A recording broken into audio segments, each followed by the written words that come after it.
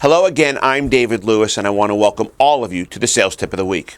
Today's topic is one of value to you, as I'm going to speak about how to get customers to sell you their used cars. The U.S. Department of Labor statistics has revealed that used car prices are up nearly 40% from 2021. The automobile chip shortage and supply chain problems, as well as disruptions due to the coronavirus pandemic last year, have raised the average sales value in used cars by around $5,000 above the previous 2 years.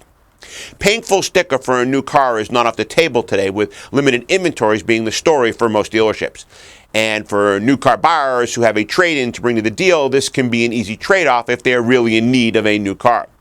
If they can get anywhere near the substantial rise in used car values for their trade, that should easily compensate for the 12% rise in prices of the new car they're looking to purchase.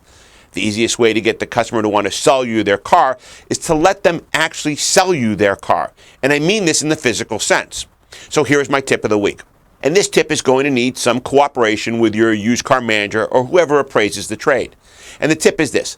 Let the customer go on the trade appraisal process. Have them go with the used car manager. Let them sell their car to your appraiser.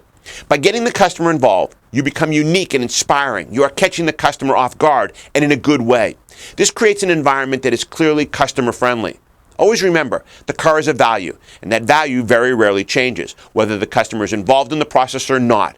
So why not involve them? I think you'll be pleasantly surprised at the results. Try DLA Online and DLA Live to discover why the top automotive professionals already have.